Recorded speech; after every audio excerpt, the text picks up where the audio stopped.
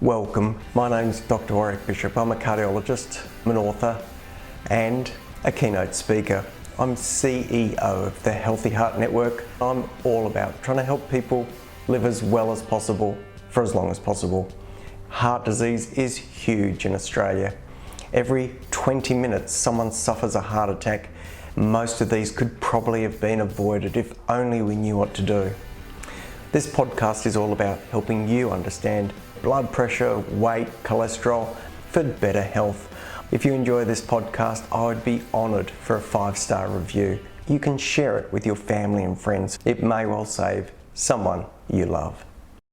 Hi, my name is Warrick Bishop and welcome to my podcast and videocast station. Absolutely delighted today to catch up again with Dr. Jason Kaplan, a kindred spirit in that we are both cardiologists who are looking to try and prevent people having events. And if they do, then trying to make sure they don't have any further. Afternoon, Jason, how are you? Good afternoon, Warrick, and great to join you again. Thank you.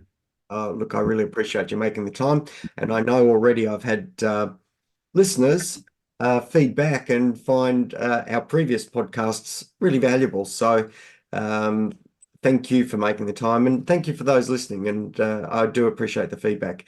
Look, today, Jason, I think one of the things that comes around regularly, one of the things you and I deal with our patients is exercise. And I know you encourage people to exercise, so do I. So if it's all right with you, how about we talk about that? That'd be great. It is, look, and Warrick, it is one of the most important things that I think we can do in preventative cardiology and empower our patients to do.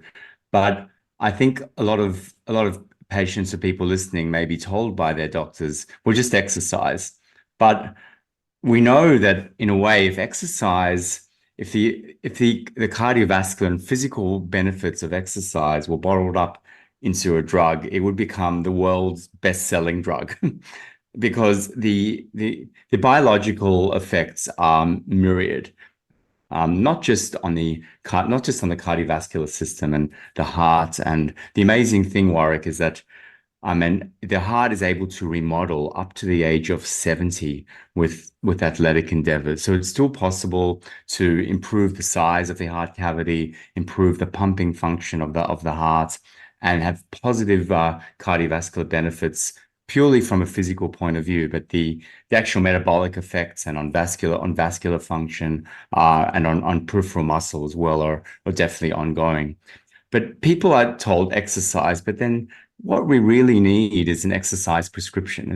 What and how much are the best forms of exercise for, I guess what you and I do is cardiovascular, is for cardiovascular health.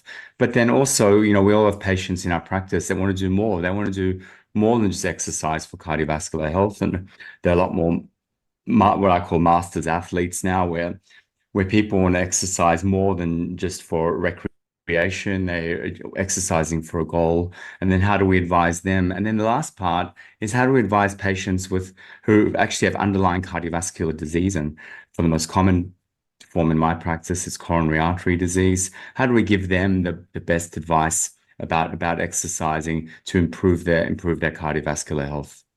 Well, you've certainly laid out a roadmap for plenty for us to cover.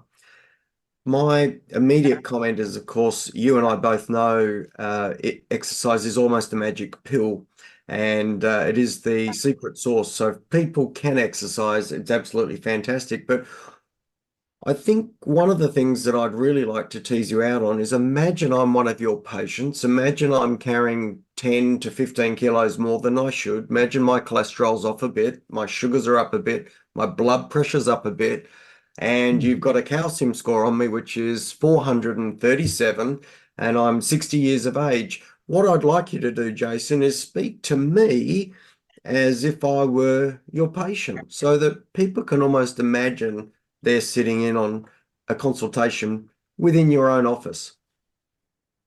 And right. Well, that's a great example. You don't have to call me Dr. Bishop. You can call me Warrick. Okay. Right. So, Warrick, I think we'd start off by I guess asking about symptoms, with at least to make sure that we're not Ask me. So what, would you have any cardiovascular symptom, any chest discomfort or shortness of breath when you exercise? Look, Jason, I used to exercise a lot. These days when I exercise, I'm a little bit puffy, but I've put on a few kilos since my younger days. The wife, she loves me dearly and cooks beautiful food, which I can't say no to. And the kids have slowed me down. I'm not exercising as much. So yeah, sometimes I'm a bit short of breath. I've lost a fair bit of condition. And Warwick, you're keen to get back into a more regular exercise program. Look, I probably am. I had a mate just the other day drop dead, and it just made me realize that you've got to look after yourself. He wasn't that unfit either. It was a bit of a shock to everyone. So Warwick, I'm going to be upfront with you. You are, in terms of when we think about what your cardiovascular risks are at your age, with a calcium score of 400, over 400, being overweight, high cholesterol, and some high blood pressure, your global cardiovascular risks are not low. In fact, you clearly fall into intermediate to higher risk for any event over the next 10 years. But what I can tell you now is that your cardiorespiratory fitness is going to be correlated with your cardiovascular longevity. So the fitter aerobically you are, the longer you are going to live. And the exercise is going to complement treatment of your cardiovascular risk factors. So it will help lower your blood pressure, it will help improve your lipid profile, it will help you lose weight, not to mention feel much better. So what I think is important for us in the first instance, and this is what I do for most patients in your situation, is I think we should perform an exercise stress test for a number of reasons. I can get a really good baseline of what your level of fitness is, and we can do this on a simple treadmill in the room next door. I can also see what happens to your blood pressure and heart rate with exercise. It's also important with a calcium score of over 400 to make sure that there is no lack of blood supply to the heart. Recent research shows that calcium scores over 400 have the same risk as a coronary heart disease equivalent.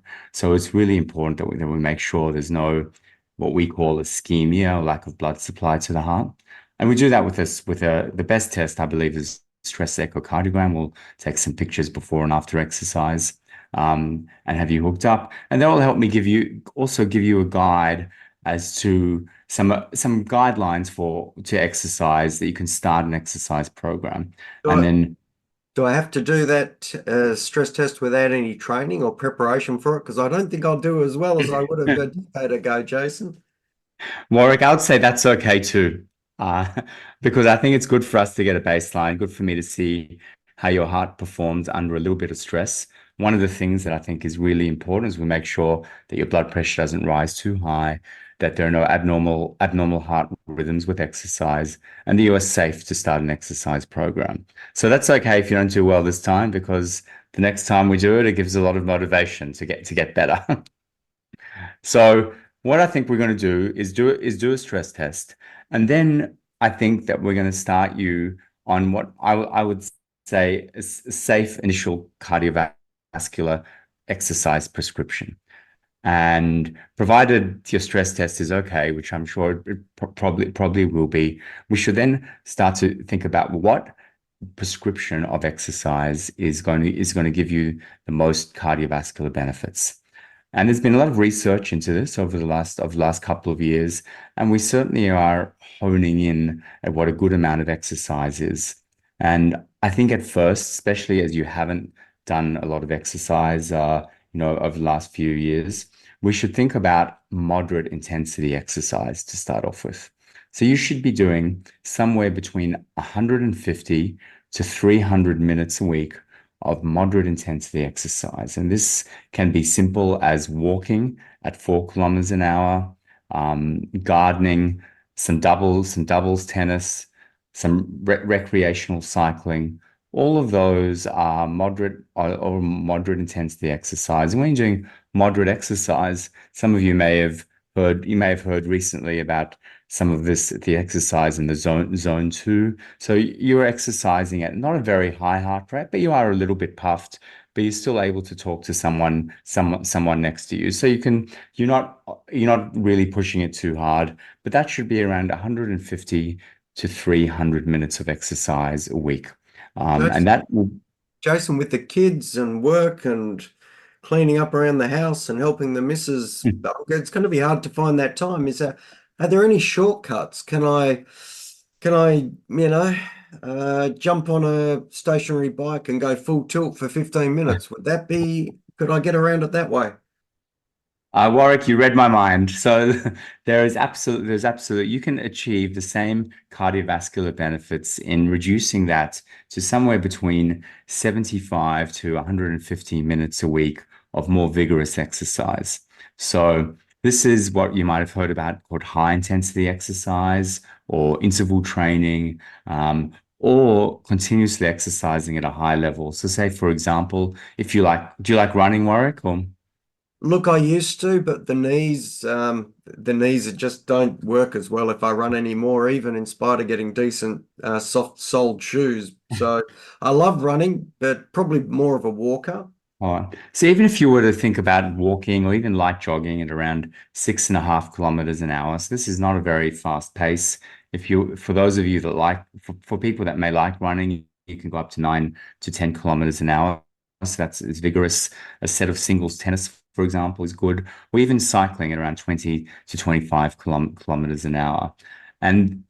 But as well, there are high intensity exercise classes at many local gyms or with trainers, and there are various different forms of doing interval training. And there hasn't been one form that has been better than the other in terms of cardiovascular outcomes, but doing some form of interval training can help improve overall cardiorespiratory fitness. Jason, sorry, when I was a fair bit younger, I used to go to the gym and lift a few weights. Is it useful to put that into the sort of suggestions you're recommending for me? So great question. So weights are actually really wonderful for muscles, and these will overall improve your oxygen uptake and utilization. Resistance exercise is also great for oxygen transport and delivery. I mean, for men, I think it's important to build strength and muscle, especially as we age. We do get some muscle atrophy. But the effects on metabolism and cardiac function are often best seen with more moderate intensity endurance exercise. Or aerobic exercise. So while I think weights form an important part, too often I see in my practice patients want to do too much weights and neglect aerobic activity. And especially as you have high blood pressure, aerobic activity is one of the most powerful tools we have against treatment of high blood pressure at especially improving endothelial function. Endothelium is the lining of your arteries. So improving this is very helpful in high blood pressure. So I would say weights are good, but if you're going to do weights, I would encourage you to do it as part of a high intensity exercise. Get your heart rate up.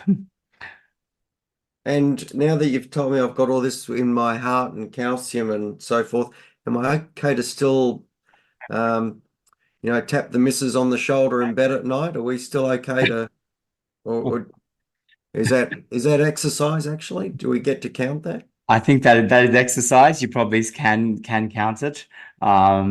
And I think, once you were happy that you've passed happy with the stress test, I would say that is absolutely fine, and I think important for quality of life.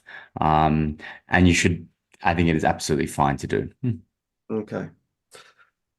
And what? I guess one of the other questions we might get, Warwick, patients often ask me, was what heart rate to exercise to. So you're embarking on this exercise journey, I would say to you, the purchase of a commercially available heart rate monitor would be a great start to just help you gauge what heart rate you are at different levels of exertion. And it's something I very often recommend to my patients. The broad rule of thumb in terms of your maximum heart rate when you're exercising is 220 minus your age. Just remind me how old you are again, Warwick. You're about 60. 60. So we think about your maximum heart rate is around 160, but I think that it's really important to think that there is a standard deviation around that maximum heart rate. So that is a guide.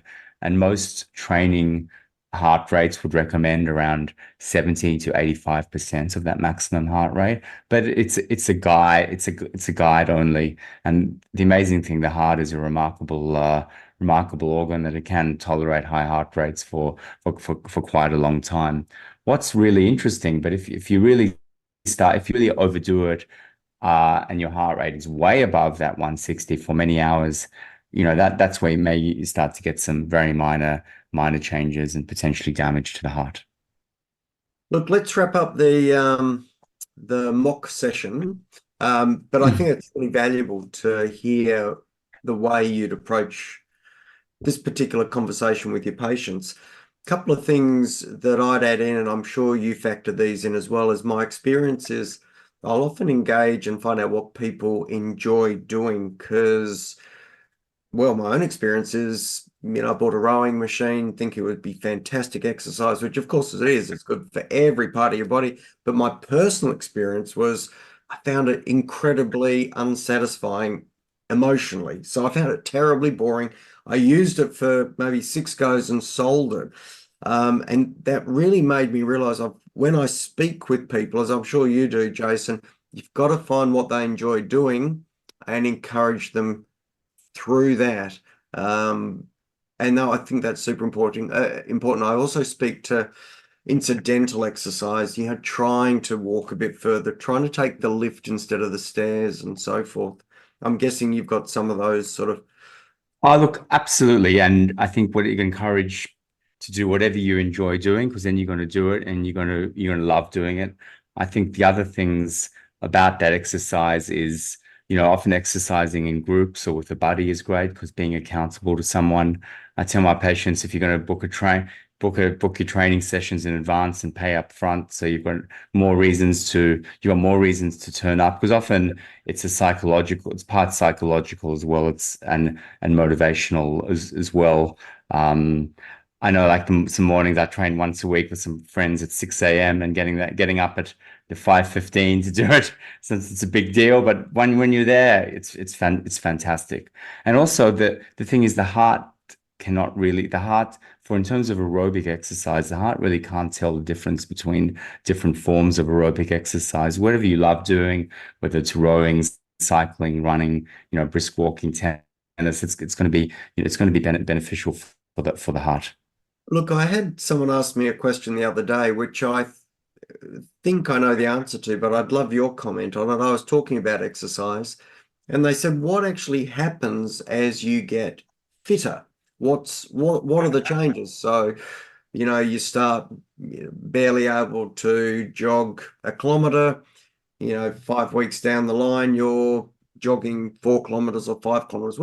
What are the major metabolic changes occurring there, would you say, Jason? That is a wonderful question, and it occurs in multiple levels. I think I like to think about it in 4 areas, both in muscle, in metabolism, which mostly occurs in the liver, in vascular function, and then in the heart. So in terms of the muscle, as you start to exercise more, you change the type of muscle fibers that you have, and you're better able to take up oxygen. So you increase your and also the mitochondria are better able to utilize energy. So you're able to increase exercise by better uptake of oxygen. In your metabolism, you certainly make changes in better utilization of blood glucose by the muscles, and have effects on lowering triglycerides, and exercise can reduce weight.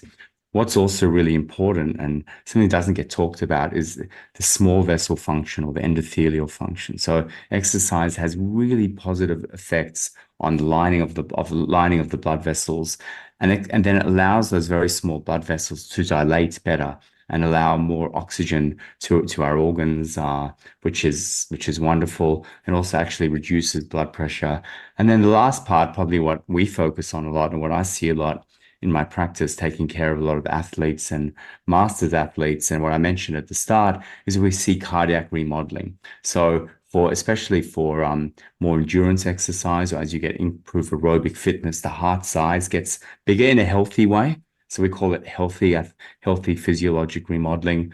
We also see that the heart becomes more compliant, and for each heartbeat, the heart is able to pump out more blood, and that's something that we call stroke volume. And so often when you exercise as well, you'll start to see your resting heart rate drop. And that's why you see very, very fit people, they have heart rates in their 40s. And that's actually not necessarily a bad thing. It's because their hearts have become very efficient. Look, I'm going to wrap this up. Before we do, I'm going to just underline how valuable exercise is. And we didn't even touch on the mental health aspects, which are huge. So, and you know this because I'm sure you've seen it with your own patients. But just, we haven't got time to cover it. But for those listening, there is an enormous emotional upside to exercise, and the sort of levels of exercise that Jason alluded to before for your heart, those sort of levels of exercise will actually be as effective as the first line antidepressant medications that we use in clinical practice these days. Having said that, what I'd like to do is wrap up with a moment of integrity, because I know both you and I practice what we preach. So I exercise through walking. I walk to work, and I probably get an hour to 2 hours a week out of walking doing that. I try and swim once a week. That's about 30 odd minutes. And I do weights, and that's probably 30 minutes to 45 minutes a week. So that's what I do. Jason, what do you do? So look, generally on a weekly basis, I do one high intensity exercise session using weights and aerobic exercise. I generally go for sort of a light jog. We have a great dog that loves walking twice a day, so I'll at least do one of those walks.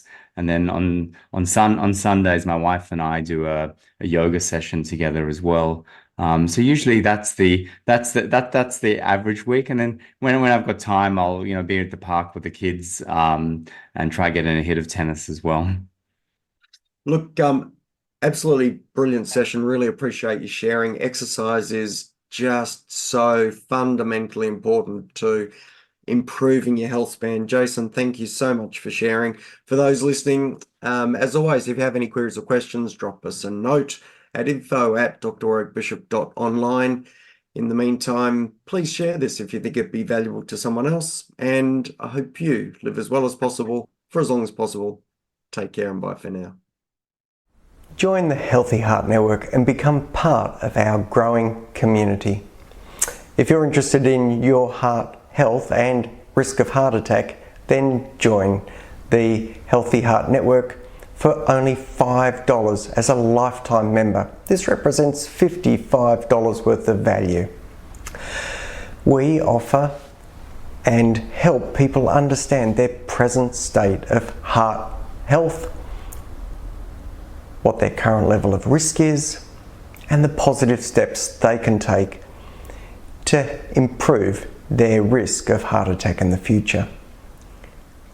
Go to www.healthyheartnetwork.com.au and click the Join the Family button.